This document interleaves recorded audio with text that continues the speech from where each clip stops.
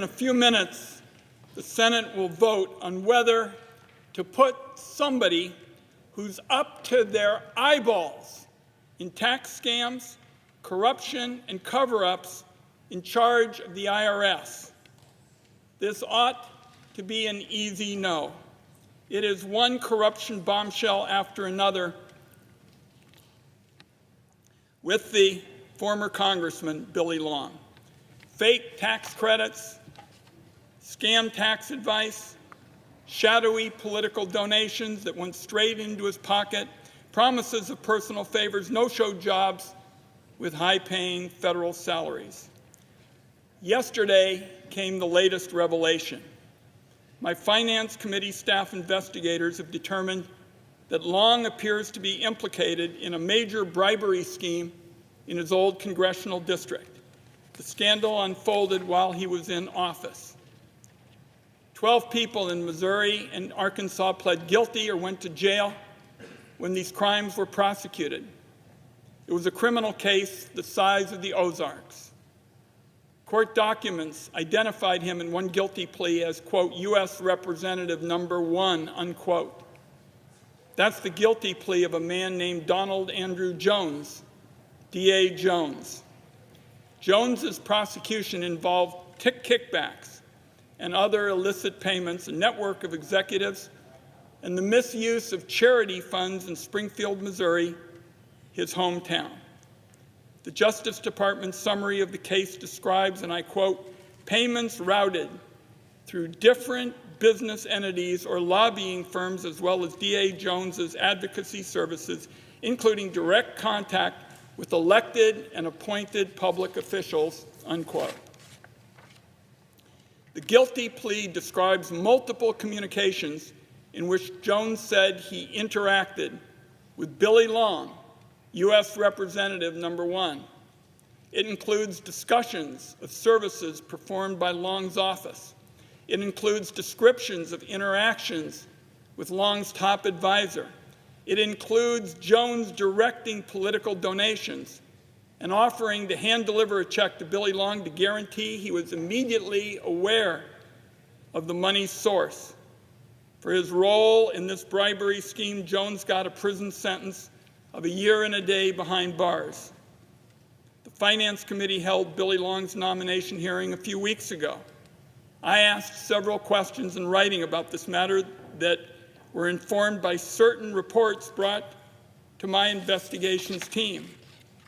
I laid out the names of all the characters and organizations involved in this massive bribery scandal. I asked the former congressman whether he or his campaign received payments from anybody involved.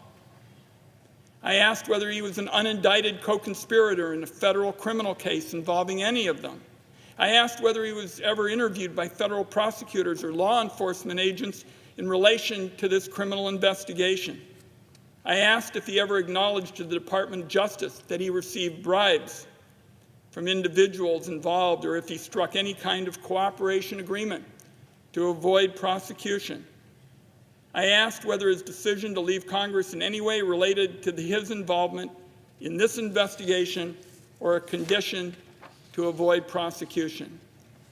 Here's the answer. Quote, I had nothing to do with any of this, and I do not know how any of these people or organizations were involved.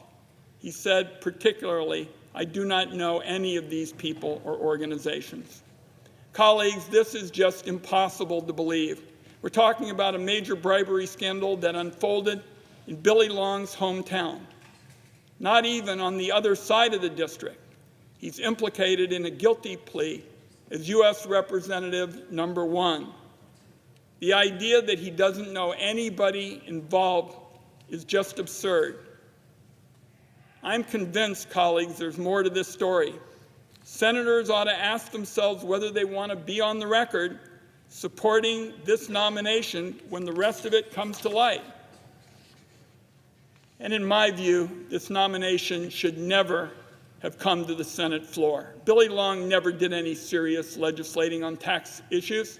He has no experience in tax policy. What he does have is experience in tax fraud.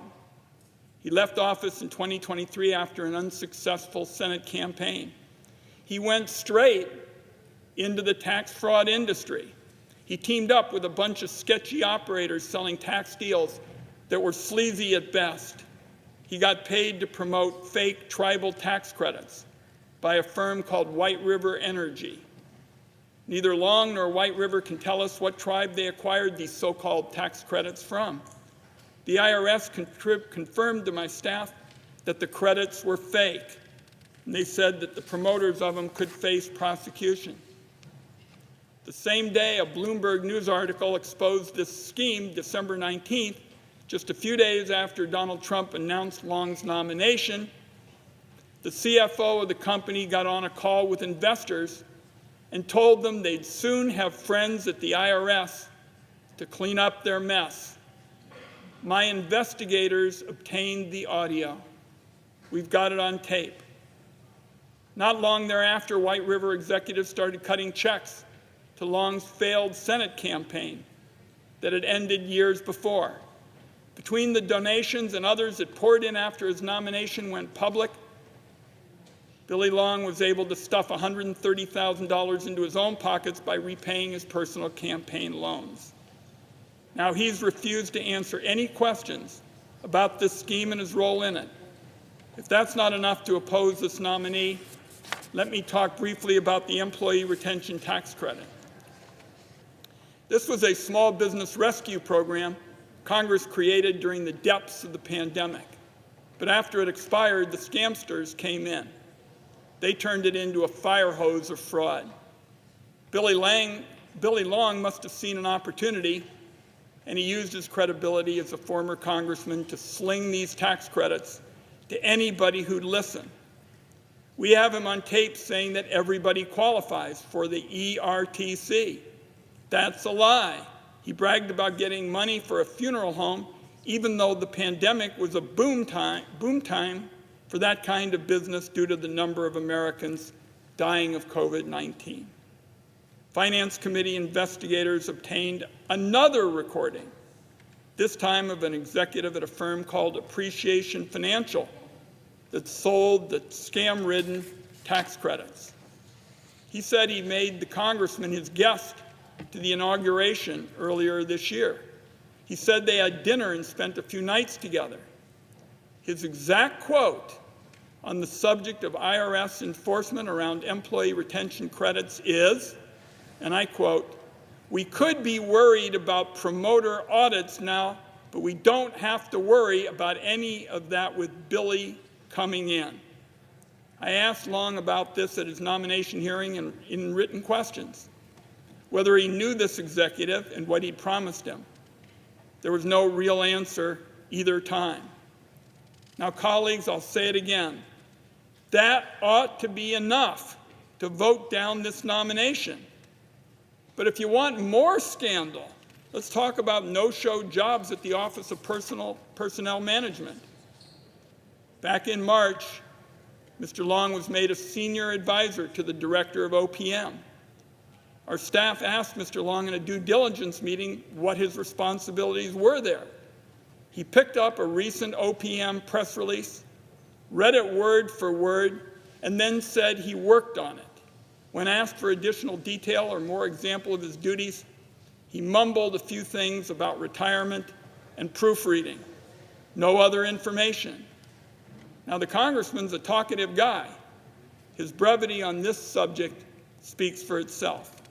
After that meeting, Finance Committee investigators obtained copies of internal OPM work calendars belonging to Billy Long and 3 persons who were hired with him. They were nearly blank. A scant meeting here and there. No evidence of legitimate work being performed. An executive reporter for the Talking Points memo dug into the matter. Neither Billy Long nor OPM would provide any real answers either. It sure looks to me like the former congressman got high-paying, no-show jobs for himself and 3 others. If they were doing real work, they would have told us what they were doing. They had nothing to lose if everything's on the level. Somebody who ripped off the taxpayer by accepting a no-show job on a maxed-out salary cannot be trusted to run the IRS. Colleagues, it is that simple. And let's remember, this was going on just as the Trump, Musk, DOJ crowd were first breaking into OPM with the goal of terrorizing public servants and triggering mass layoffs. So I close with just one question. How can the Senate possibly put this individual in charge of our tax system? The reality is that this is all about fairness. It wouldn't have been that difficult for the Trump administration to go back and find a tax expert or somebody with lots of management experience to run this vital agency. We had great working relationships with the first Trump IRS Commissioner, Chuck Rettig. This is not about whether you've got an R or a D next to your name. There are serious issues to deal with when it comes to the tax code, protecting tax data, building on our improvements in taxpayer service. The Trump administration is signaling that the wealthy have a green light to commit tax fraud, and that's outrageous, with huge implications and consequences for years to come. The bottom line is fairness matters at the IRS. Independence matters at the IRS. Ethics and honesty matter at the IRS. The American people aren't going to get any of that, none, from Billy Long. He is surrounded, in my view, by a cloud of corruption, and we ought to keep that away from the IRS at all costs. I urge my colleagues to oppose the Long nomination that we'll vote on in a few minutes, and I yield the floor.